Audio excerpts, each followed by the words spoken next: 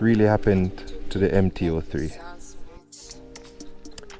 Alright, so many of you would have known I bought a Yamaha Mt03 back in 2024. I bought it on the 30th of May 2024. Now, this was one of my dream bikes, to be honest, and I was so excited in getting this bike that, honestly, I wasn't even focusing on anything yet. I just really wanted the bike, and I saw the bike and I got the opportunity and I took it without hesitation, honestly, without even doing any background checks or anything like that. Now, the purpose of this video is just to give you guys a little bit of knowledge, right? That sometimes it's not good to haste and jump into things. It's good to do a little bit of research, ask around and talk to people, and just do your little research before you just jump ahead. Because me jumping the gun, basically, as we would call it, I ended up in problems because of that, and I will explain everything. Please note, I will not be revealing certain information, for example the name of the dealer that I bought it from, or the name of the person, or the name of the mechanic that I brought it to. Certain things I won't reveal because that would be a little bit too much information, but I honestly think I owe you guys this because you guys have been asking me what happened to the MT. I know I made a video that I don't have the MT anymore, but it did not explain why I don't have it, and I really was keeping that information back from you guys. But right now I think it's the time to reveal that information. Let's walk. Alright, so on May 3rd 2024 I made a huge decision, and I took the chance to purchase the Yamaha Mt03 that I saw online for sale. This was purchased for a total of 380,000 Jamaican dollars. And in all honesty, it was one of the worst decisions that I've ever made, actually. And reason being, this bike came with a lot of problems. It came with a lot of mechanical problems, right? So I traveled to the location and purchased the bike. While I was making the purchase, I did my little preliminary inspection and I realized that it had no oil in it, basically. So when I checked the sight glass, I didn't see any oil coming up.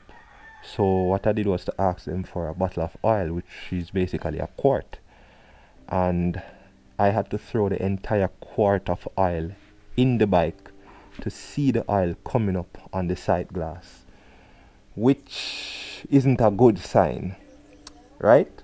But I wasn't paying much attention to that because I was so excited, and your excitement kind of overshadow your proper judgment and so forth and so on.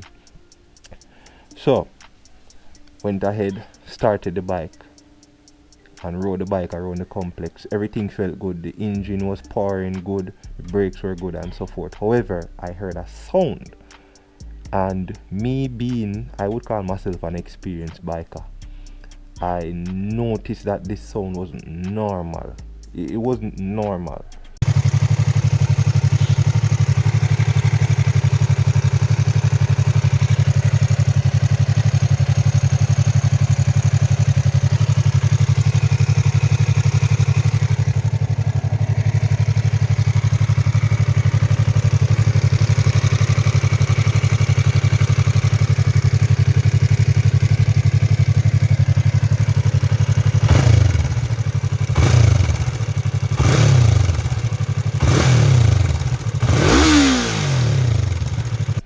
So instantly I called the seller, right, or the owner of the business, and I said, yo, me I hear a sound, and it no sound so right. Long story short, we came to an agreement that if I was still hearing the sound after I serviced the bike, after basically 2 weeks or so, After 14 days, then I should return the bike and they would fix it or whatever. I said okay. So I went ahead, took it home, and I made sure that I did not ride it, right? I mean, after I took it home, I rode it one time, but then after I didn't ride it until I serviced it, and I think I serviced it the Monday. So I bought it the Saturday, and I rode it the Saturday night. I don't remember if I rode it the Sunday, but I knew that I serviced it the Monday, right? So after I serviced it, the sound kind of did die down a little bit, so it got a little quieter. It didn't go, but I said to myself, you know, maybe it needs for working and so forth. So I rode it and thing, and I was still hearing the sound. So I got literally 2 weeks worth of riding. And when I said 2 weeks, I meant like me ride it maybe once per week, twice per week if me feel good.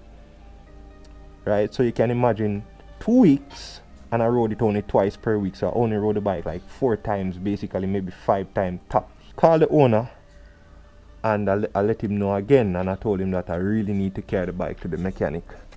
Long story short, guys, after one of the rides, the sound became extremely loud, and I have clippings of everything that I'm going to insert, right?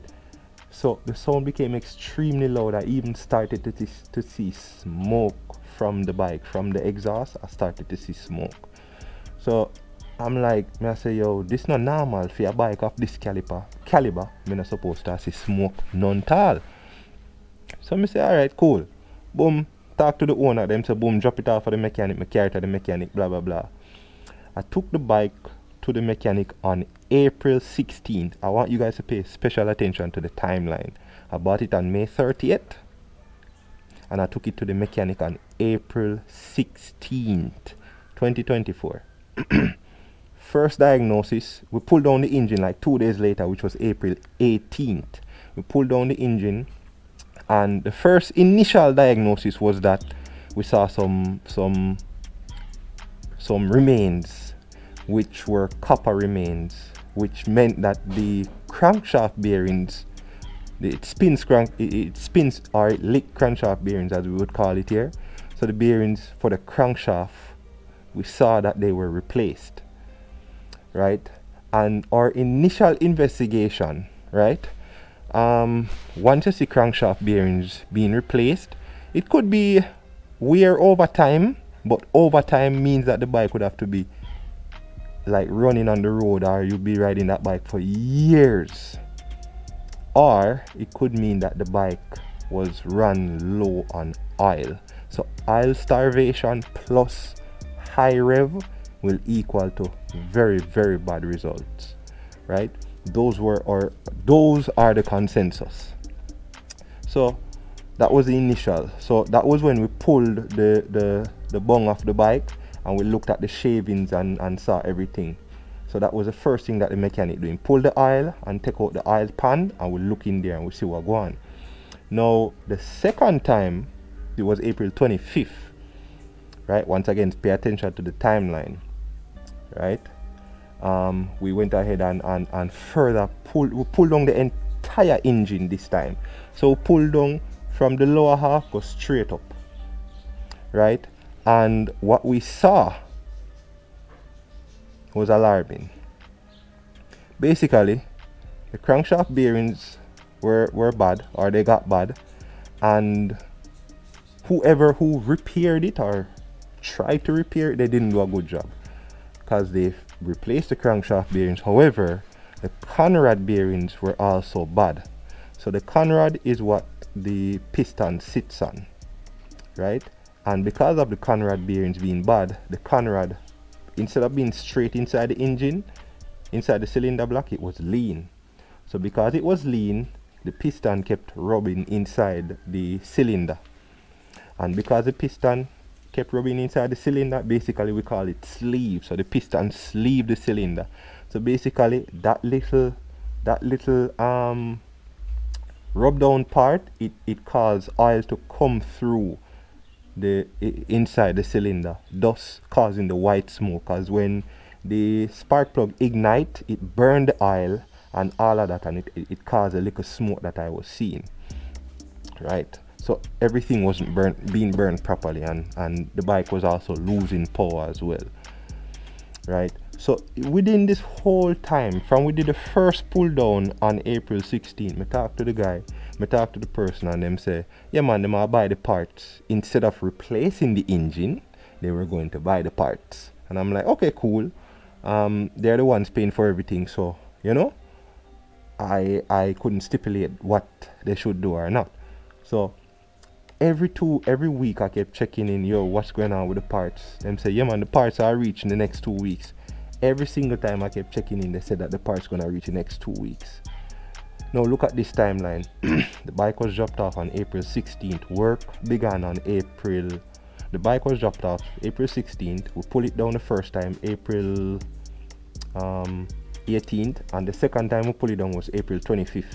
And since April, May, June, July, I kept in dialogue with the seller. That's 3 months without a vehicle. 3 months. And you know what made it worse? I had a bike which was good. I was riding that bike, which was a white bike, the Zamco that enough people are aware of. But then I sold that bike. Now I got really frustrated because I've been waiting 3 months for a part that they kept saying would take 2 weeks to arrive. 3 months. Long story short, I eventually contacted the seller and worked out a deal that, yo, I am not getting my part, so I need my money back for the bike, because I don't have the bike. The bike is at the mechanic. The bike has been at the mechanic for 3 months. 3 months. That's my money sitting down and I can't do anything with it for 3 months. So thankfully the seller was quite a reasonable person. They went ahead and refunded me. So I got my money back on July 8th. So look at that timeline. That's almost 3 months. I call it 3 months basically, because it's basically 1 week short.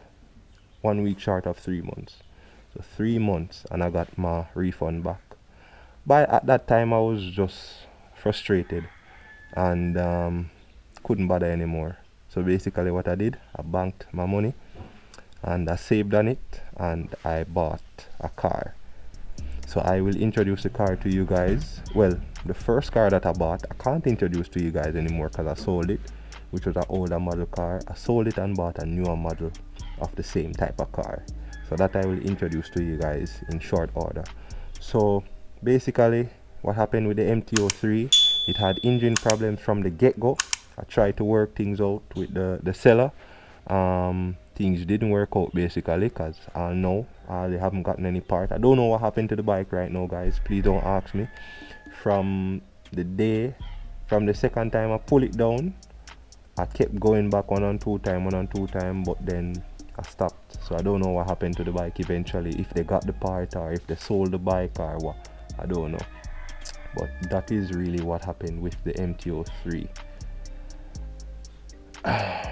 So as I mentioned to you guys, this video is just a little advisory that whenever you're going for something, just double check, ask around, talk to people and all of them things before you make your assumptions and before you jump to conclusions. Always check with people, always check around, Google checks and all of them something before, you know. Thankfully I was able to work things out with the person I bought mine from. Others are not so lucky. Others really just get a rotten egg. But thankfully everything worked out. Big up to that dealer that I bought it from. It's a really unfortunate circumstance because that person was quite reasonable, honestly. I mean, not bash them or anything, but I just really thought that they would have worked it out better, you know, basically send a new engine then or something like that, or I don't know, work out something better, you know. But that's how the cookie crumbles, guys. Just be aware when you're looking out there for your vehicles and stuff like that. Always double check it. Go with a mechanic. Go with somebody who has mechanical knowledge or somebody who has knowledge about what you're looking at.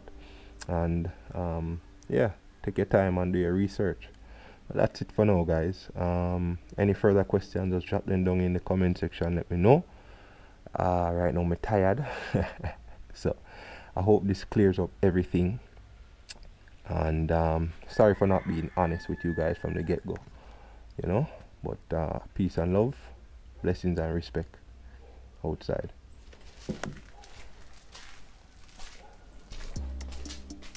GoPro, stop recording.